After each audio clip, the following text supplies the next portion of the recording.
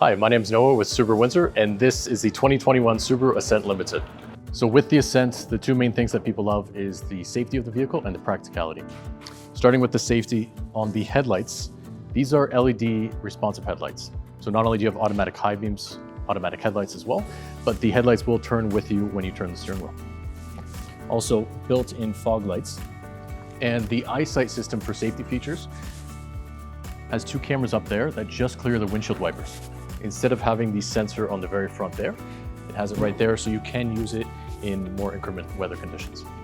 So safety in the rear, there are parking sensors, a built-in backup camera as well. It has a 180-degree angle, so you can see everything that's coming there. But in addition to that, it uses the blind spot monitoring for rear cross traffic alert. So if there are vehicles crossing over in a parking lot, it will beep at you, and if need be, it will actually brake for you as well. With the eyesight system, it features adaptive cruise control, pre-collision system as well. So if you're driving in the city, it notices that you aren't going to brake in time, it will apply the brakes very aggressively. At the same time, while you're driving on the highway, it'll keep a safe distance between you and the vehicle in front, even if that vehicle comes up to a full stop. In addition to that, it does have a lane departure warning too. So if it notices that you are veering off the lane, it will correct you and keep you centered. Right here is where you control the adaptive cruise control. So to turn on cruise, you'd press there. To initiate, you'd go up or down.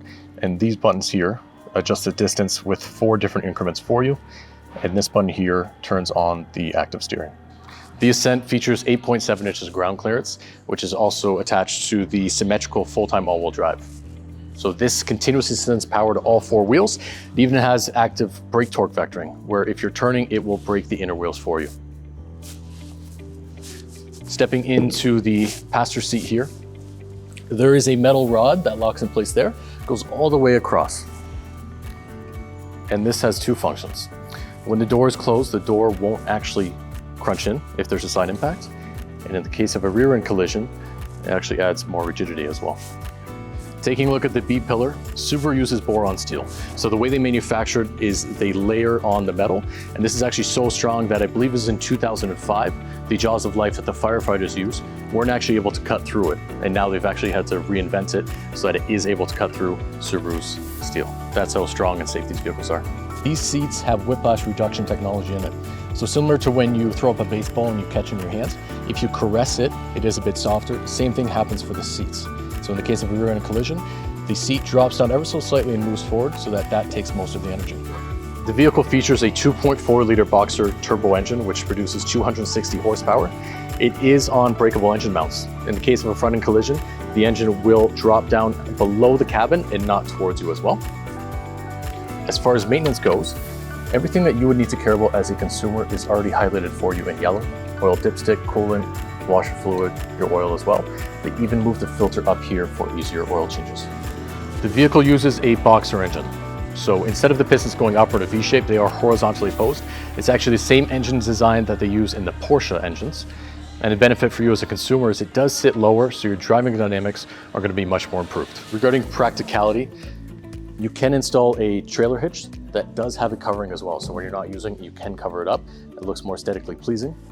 In the back, this being a 7-passenger, you can have a small storage compartment with the cargo cover, which can be stowed underneath.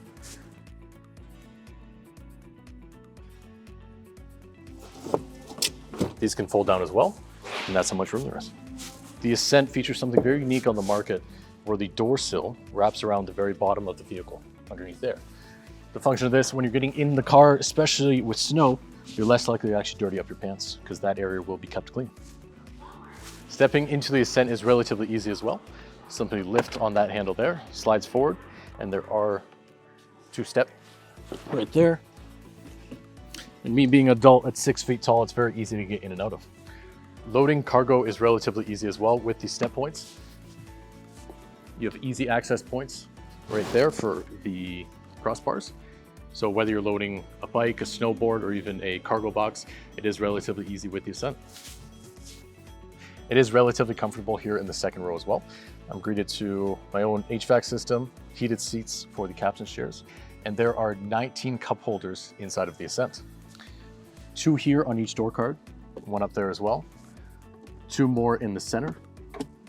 The rears on the right side gets 3. The third row on the left side gets 2. And then the driver and passenger get 2 on each door card, and then also 2 more in the center. Thank you again for watching. Once again, my name is Noah Bernard. If you do have any questions, feel free to give us a call or send us an email. Thank you very much.